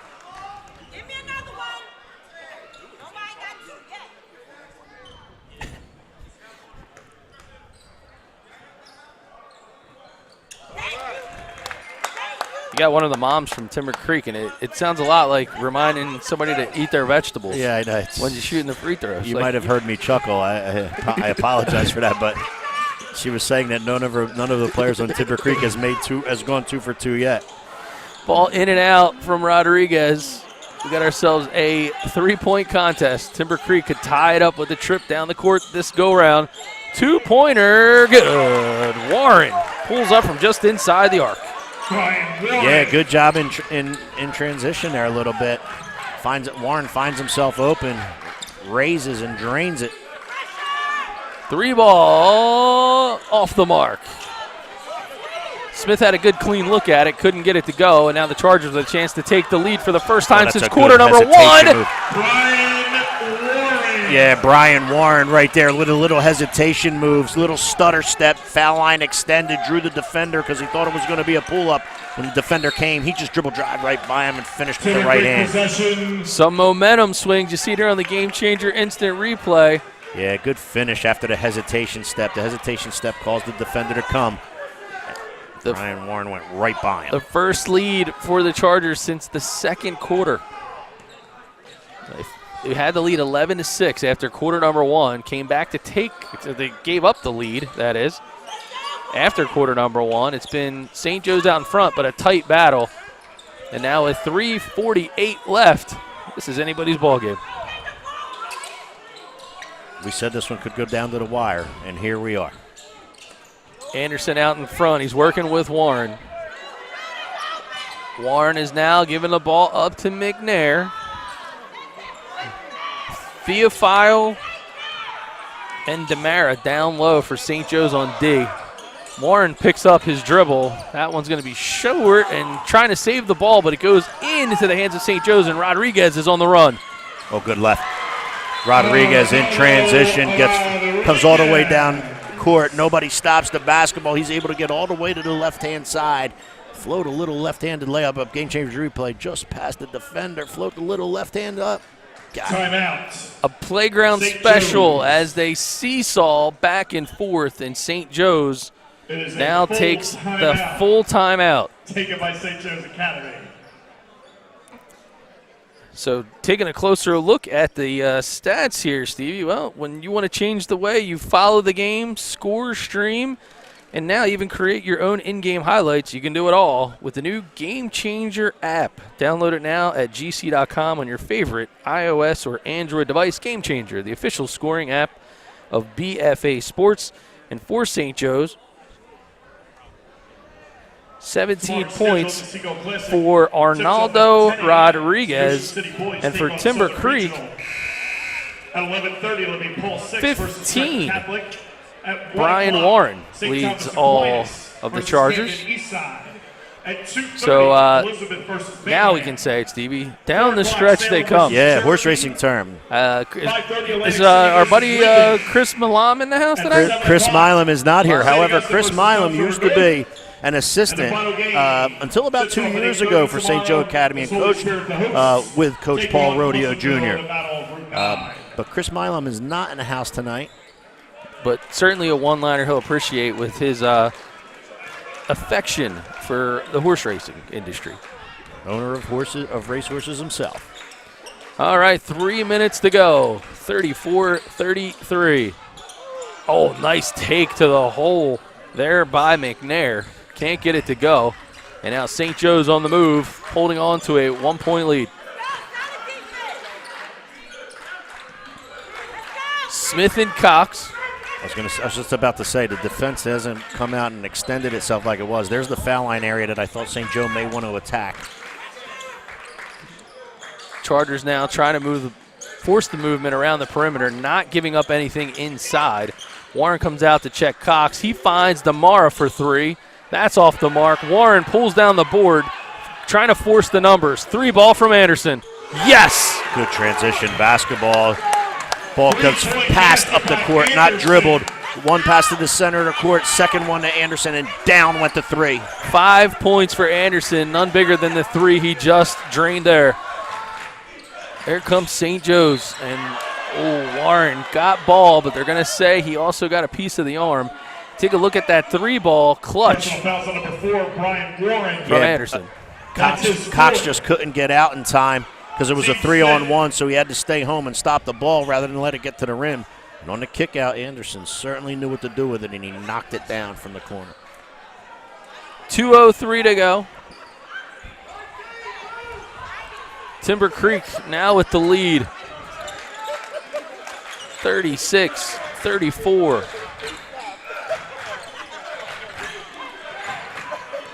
Here comes St. Joe's.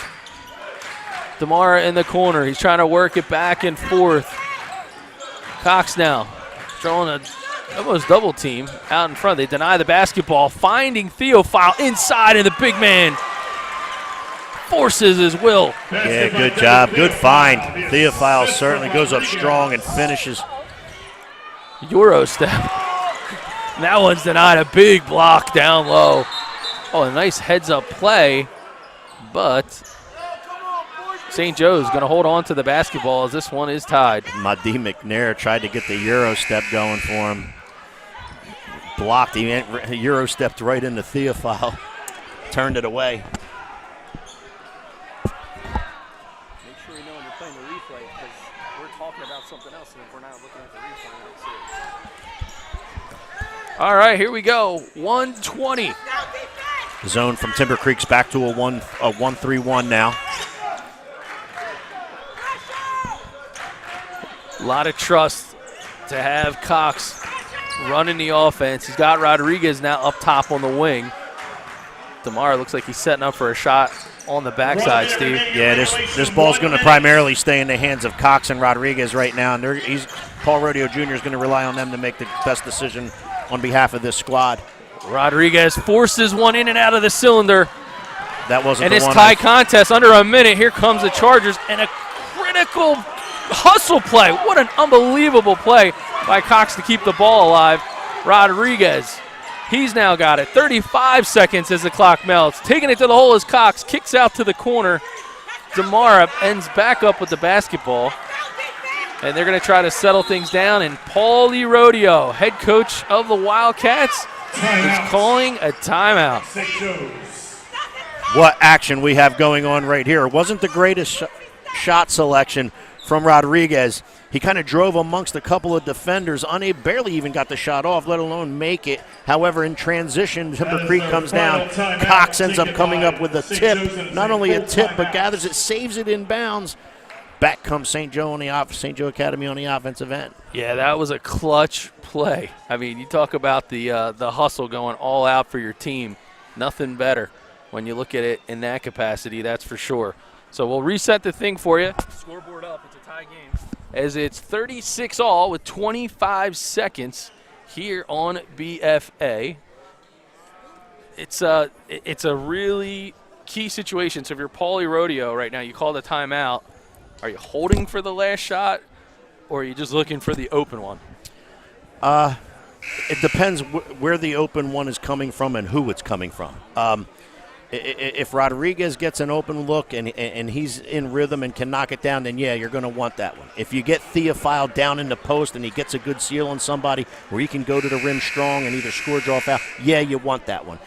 If not, the worst that's going to happen here if you run this clock down and take the final one is – I don't even want to mention it, do I?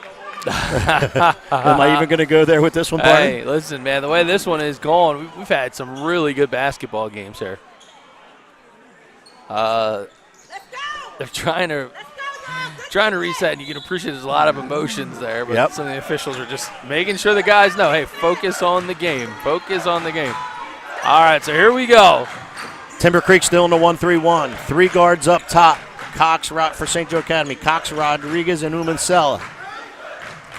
And they're looking down the clock. Rodriguez has less than 8 seconds now. They're going to let it go down and look to see if they can win this one at the buzzer. Rodriguez kicks it to Cox. Cox is going to try to take the floater.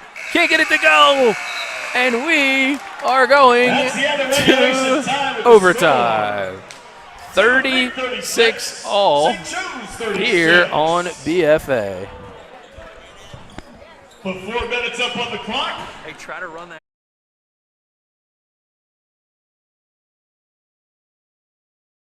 And we'll As jump the it up team's to start. reset.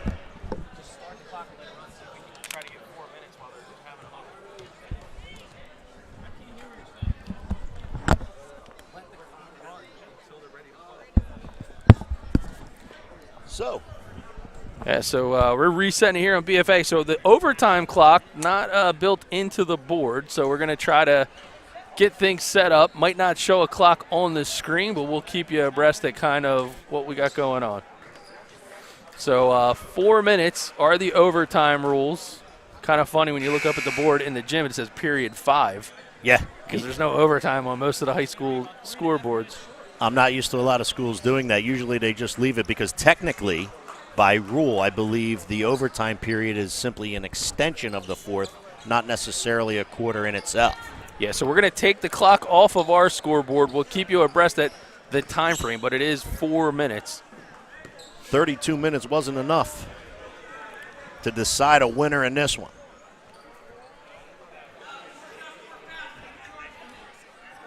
All right, so looking to jump it up here. It'll be Holden for Timber Creek and Theophile for St. Joe's. Rodriguez working it out in front with Cox. Timber Creek has brought the defense out a little bit more, Steve. Yeah, and I got news for you. Both teams have played really good defense. Timber Creek, it's been a combination of that 1-2-2 and 1-3-1 zone that we've seen. St. Joe Academy has played basically man-to-man. Both teams a little bit have picked up full court, but not a lot. But it's been a really good defensive game. I mean, we're in overtime. The score's only in the 30s. We're 36-36. Oh, good drive by DeMar and a great feed off the corner from Rodriguez. Yeah, Jared DeMar is a really athletic kid, strong kid. He can get to the rim, and when he gets going north and south, he's a tough cover. 38-36. We're in overtime. 3:05 as the clock continues to burn.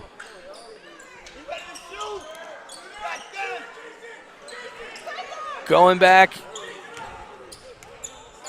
out in front is McNair. McNair gives it out to Pope. And now he's working with Holden out in front. Holden gives it back to McNair. McNair, another Euro step, and he gets it to go. Yeah, that's a good finish. McNair right there thought his dribble. He kind of hesitated with his dribble, got the defender to play a pass when really he had one more dribble, one more step, and then he got the floater to go over the front of the rim. 2:30 in overtime as it remains. 2:25 as the clock continues to melt. St. Joe's stretching it out. Umasella looked like he had an open look from 3 lane. Yeah, he really did. I thought he was stepping into it, decided to pass. They're actually challenging him to shoot. Right now, they're more concerned about Demara and Rodriguez. So it might come down to one of these other St. Joe's players to have an open look. And I don't blame him. That's exactly the way to play. You certainly don't want to let Rodriguez get an open look. I can tell you that. Cox is out in front. DeMar now has the ball in his hand. He thought about pulling the trigger. Umasella, now he's going to take it, and he drains it. Wow, what a big shot for St. Joe Academy. An unsung hero comes up with a 3-ball from the wing right in front of his bench, giving the Academy of St. Joe a 3-point lead. Umasella, his first bucket of the game, and it's a big one. 1 minute, 30 seconds. The floater can't get it to go. Theophile's got the board, and he's going to get it back to Cox. 1:23 now. Timber Creek dared Umasella to make a 3-point field goal, and darn if he didn't. He looked like he was hungry. He kept stepping up. Now it's going to be Cox. He gets it back to Rodriguez. They're going Dean Smith. 1:09 now on the clock here in overtime. 1:05. Rodriguez looking things in. It's now 1 minute. Yeah, this ball's not leaving the hands of Rodriguez right here. He's gonna dribble drive and either get fouled and go to the line, or he's gonna try to get all the way to the rim. Maybe a kick out, but I would be shocked if it leads the hands of Rodriguez. 45 seconds now. Man defense all around. Holden trying to force him to give it up. He finally does. Rodriguez now is going to try to drive the lane, and he's fouled. And they're going to charge it to number 1, Holden. Rodriguez doing a really good job of handling the basketball. A player is considered in a good legal guarding position if he's within 6 feet of the player and guarding the player. You get a 5 count for that.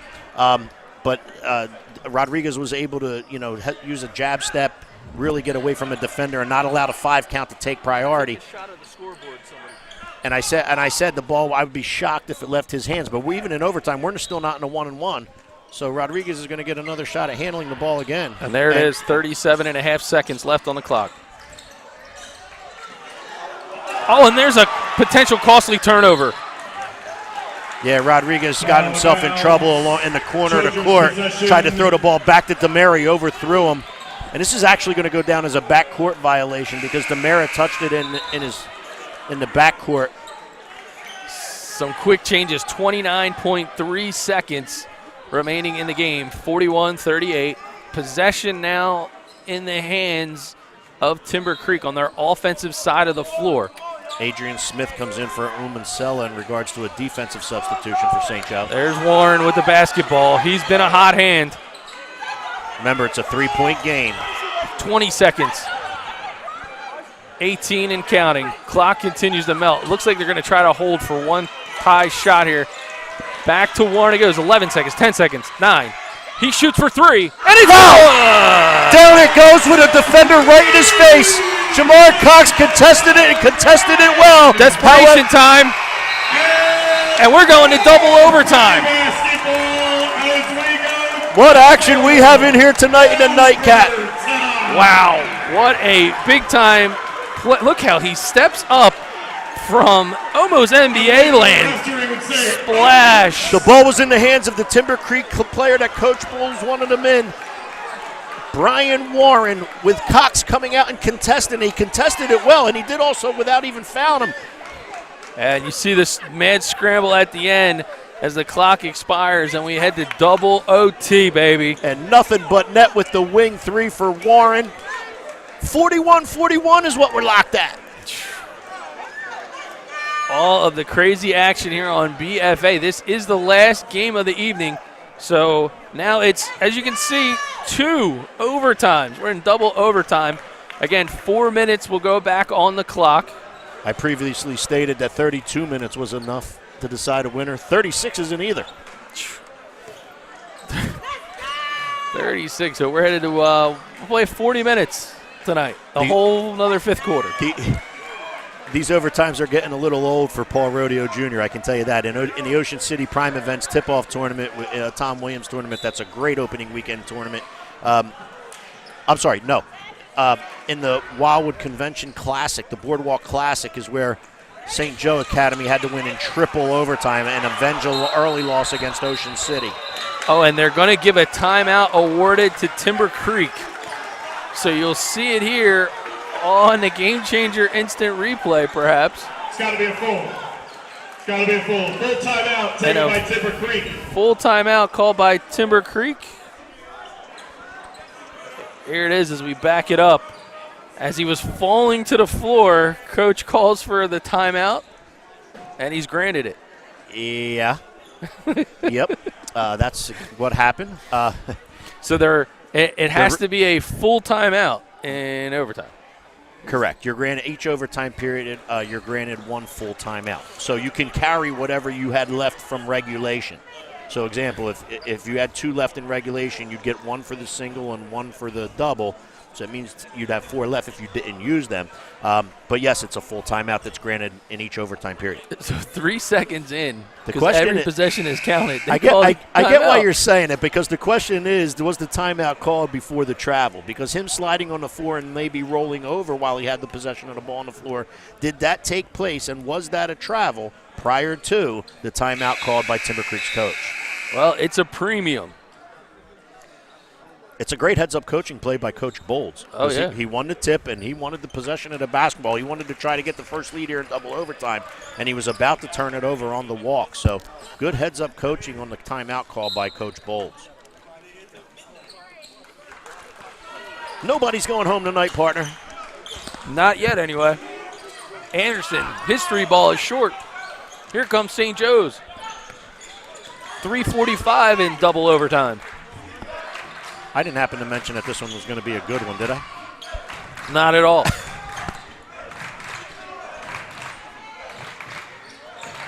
Neither team changing anything up. St. Joe Academy's not changing anything up offensively. They're still playing in a 2-1-2 against this 1-2 or 1-3-1. However, sometimes it is a 1-2-2 defensive zone. Kickball is called. 3:26 remaining here in double overtime. Doug Stasic, Steve Westcott, the entire BFA crew. 3:20 remaining. They tie him up, and now Paul Rodeo will call the timeout with 3:15 remaining here in double overtime. St. Joe a little bit disoriented there on the offensive end. Kids weren't in position that Coach Paul Rodeo wanted in regards to that offensive set. A lot of times that leads to a turnover. Coach Paul Rodeo Jr. certainly didn't want to do that here. Thus the timeout call. All right, so you're getting a chance to look inside, look at the huddle right now of St. Joe's. Yeah, it'll be interesting to see what he draws up. He's looked at this 1-3-1 zone defense and 1-2-2 zone defense that Timber Creek has played all night. He's got a play and a plan here as to what he wants to draw up in order to try to get them a lead, because 45 seconds are already gone out of this double overtime period with 3:15 left. He's going to want the lead here if he can get it, Coach Rodeo and St. Joe Academy.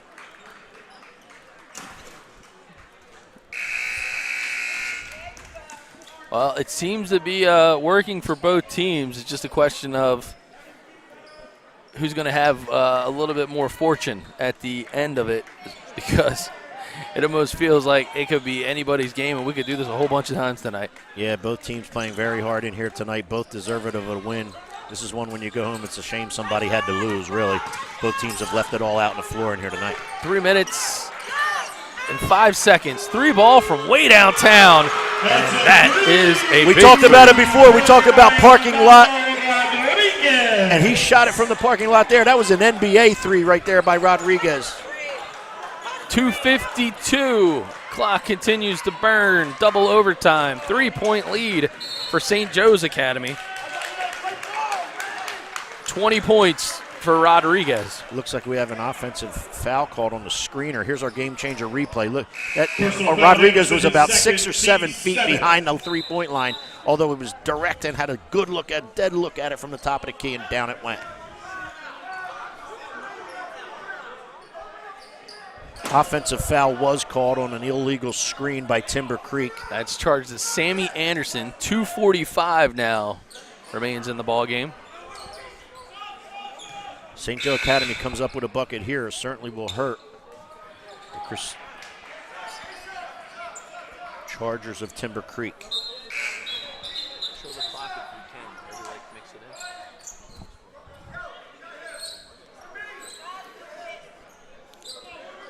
in. 2:45. There it is. 44-41. Double overtime. St. Joe's with a 3-point lead and the basketball. Timber Creek switches it up, partners. They go full court man. We talked about the 1-2-2 zone and the 1-3-1 zone that they've played all night. Coming out of the timeout here, down 3. What did they do? Let's play 94 feet full court man. Give a new look to the Wildcats.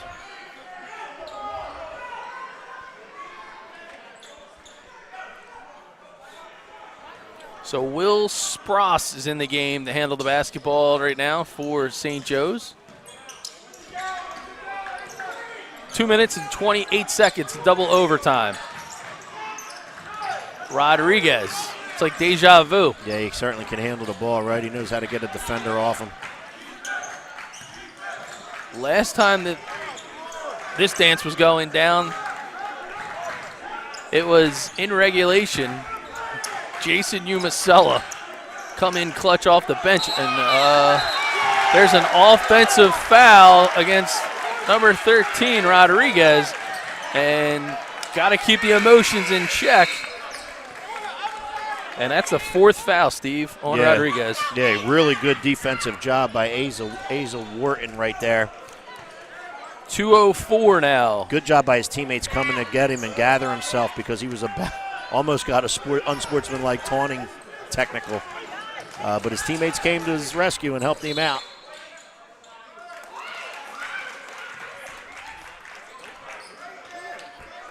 And Personal foul number 3, Shamar Cox. Shamar Cox called for, It's the team 6. I guess, the grab. Well, you can't push your way through the screen. I think, if you're screened, you either have to go over it and trail the play or go under it and recover. He kind of pushed his way through the screen, therefore the foul's called on Shamar Cox. 1 minute, 50 seconds. 1-4-5 now. There's a 3 ball. Can't get it to go. Cox pulls down the board, and St. Joe's trying to make this a 2-possession contest. Rodriguez now. He's trying to get in. Defended by number 12. Yeah, they got their own Wharton. personal battle going on, don't they? And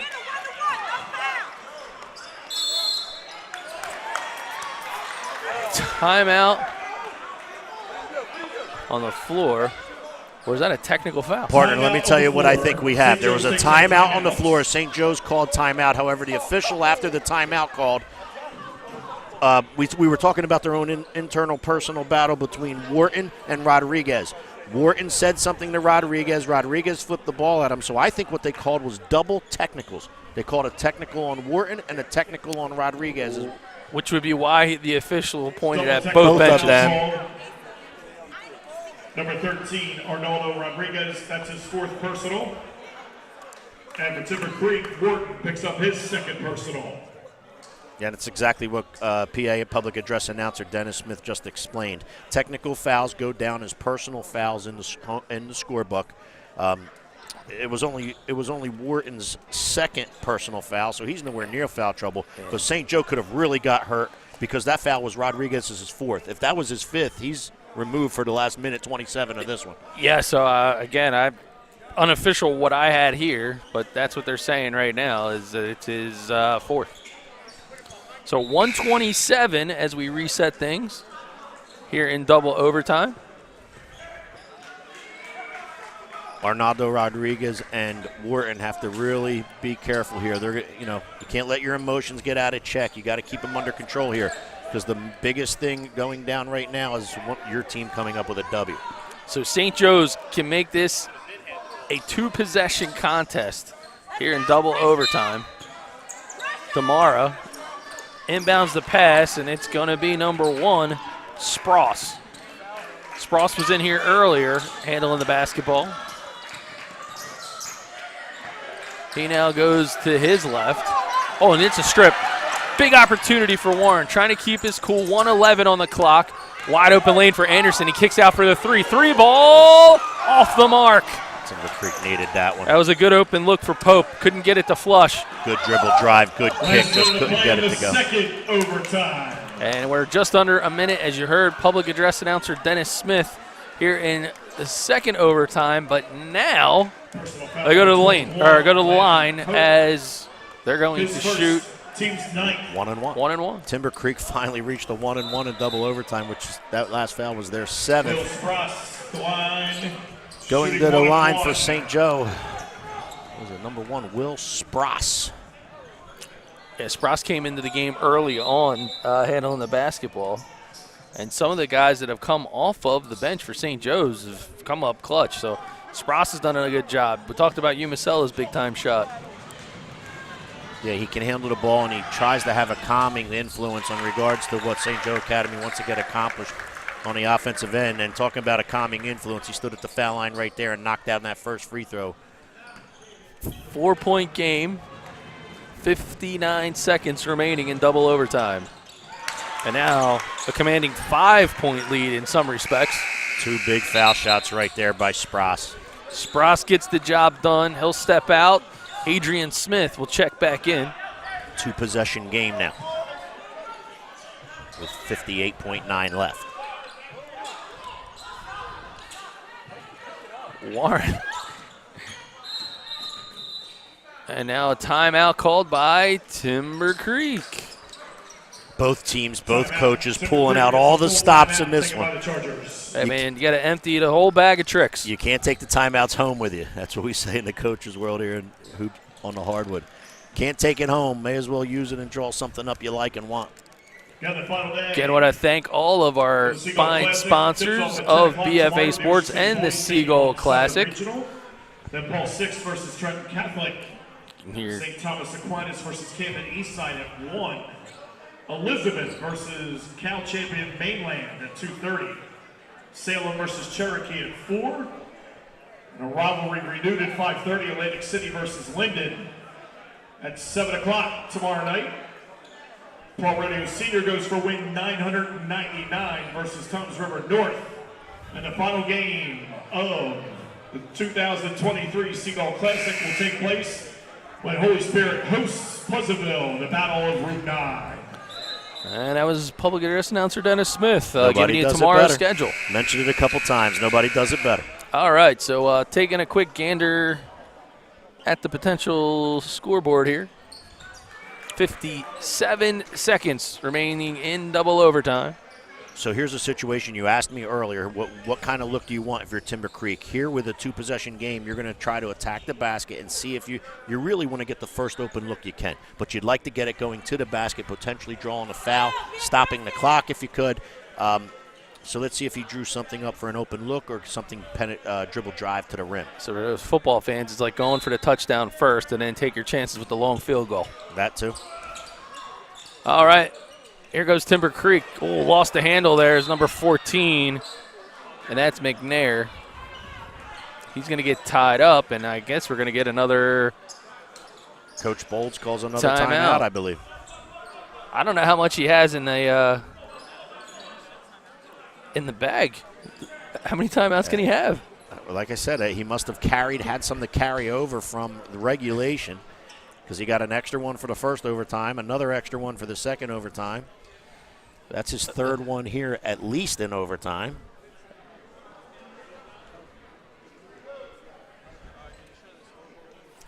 So taking a look at the scoreboard, 53.2 seconds remaining in double overtime. The home team is the St. Joe's Academy at Timber Creek, down 5, but they do have the basketball on their side of the court, and you can see free throws are now in full effect.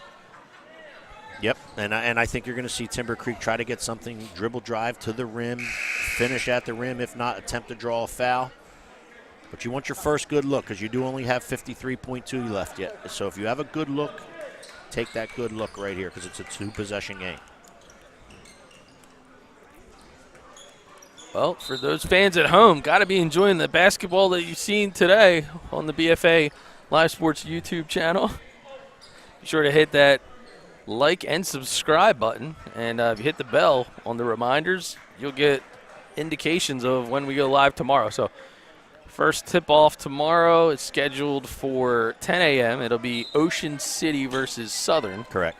And Stevie Westcott, you'll be on the call for that one. So maybe just bring your sleeping bag and stay here. I might just not leave. Get it out of the car and step into the office. What a nice move there by McNair. Couldn't get it to fall, and now a scramble for the bucket. Damara's got the basketball. Everyone's going to grab it. And the possession arrow is pointing to St. Joe's. Which is huge right now. Surprised nobody had a timeout left. Yeah, but the possession arrow really comes into play here now in double overtime. Giving the ball to St. Joe Academy, they can come down here and score now. That makes it even if it's a 2, that makes it a 7-point game. And it would be 3 possessions they would need rather than the Chargers of Timber Creek trying to chip away at what's now 5. 8:57 is the time on your clock, but 42.7 seconds. Well, that's what's left in this ball game as they try to take care of a little bit of moisture there on the floor. So 2-possession ball game. St. Joe's does have the basketball.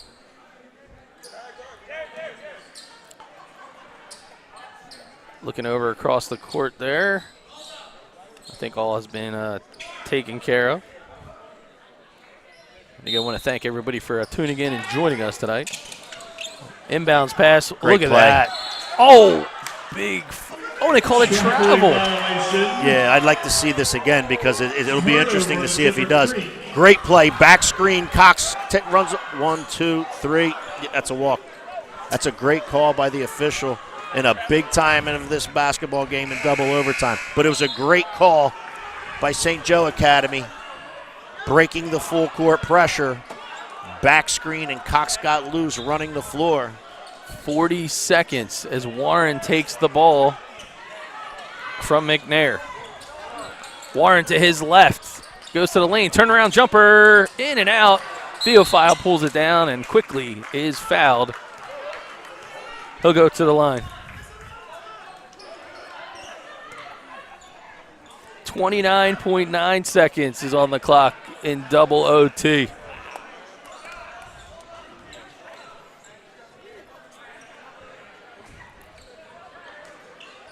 Again, I want to thank all of our sponsors and the Seagull Classic sponsors. So Seagull Classic sponsors real quick. Tri-City Kitchens, Keith Bernhardt and his team. Build your dream kitchen or redo it, renovate it. They're out on Main Road in Vineland. Calvi Electric, Mike Brestel and his team. Not just a commercial electrical outfit located in Atlantic City, but all residential throughout the Big Shore area and communities. Reach out to Calvi Electric, Top Crop, and the Donio Farms family out there in Hamilton, blueberry capital of the world. Be sure to choose Top Crop at your local ShopRite or Acme. Is Theophile can't get it to go, but it is a 47-41 lead. 26 seconds now, double OT. Theophile did make the first one, however. So that 5-point lead is now 6, as you just explained. I don't know where Coach Coach Bolds from Timber Creek's Magic Act continues as he pulls another timeout out of the bag. He's got one hell of a timeout savings account, this guy. I want to know what kind of interest he gets on his timeouts. He saves them for so long. Man, this is a long list of timeouts. Can you save them from one game to the next? Not the next. Oh, okay. But you can save them until late in the game or overtime, maybe even double overtime. Yeah, I'd like to know. So there's 25 seconds on the double OT clock. So maybe we should say this. You get 5 to start the game. You get 3 fulls and 2 30s to start the game. Okay. So he gets an extra one for the first overtime, which is 6. He gets an extra one for the second overtime, which is 7, and he's used at least 4. Am I wrong? In double overtime alone, he's used 4. We were 3 seconds into the first overtime. Because he avoided the travel on the guy sliding after the tip. So I got to go back and watch this. I mean, you're usually the guy that does the book. Correct. For this event. I mean, do we have to wonder, are they still awake over there? I mean, it's been a long day. Dennis Smith and the scores table and Jack McCormick, the official, along with Paul Rodeo Jr., are having a real good laugh about it right now. Like, okay, Shock, just give him another one. Why not? How many does he need?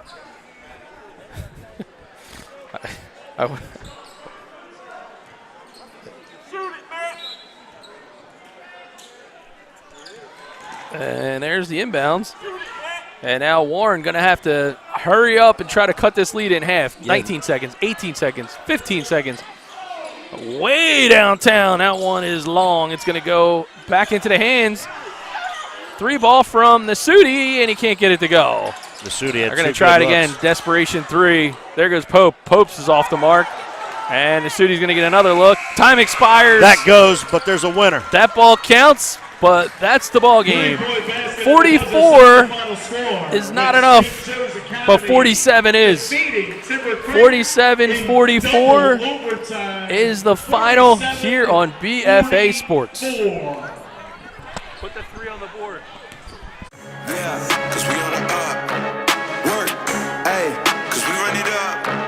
Work, this ain't a game, I came with the game. Look how we run it. The hustle and pain is just not the same. I came from the gutter, ayy. Whole team limitless. Never settle, we above.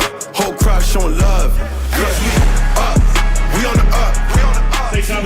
All right, 47-44 is your final as you look at the score tables. Salem versus That's Dennis Cherokee Smith, at the 4. public address announcer. Shout out to Dennis. 5:30. But Stevie, doesn't get better than that. Nah. Double overtime. What a contest. What a basketball game. That's what these tournaments are all about. St. Joe Academy's going to escape out of here tonight with a 3-point win, and deservedly so. Both teams played hard. Both teams left it all out on the floor, and that was a great way to end what's a really good first day for the 2023 Seagull Classic.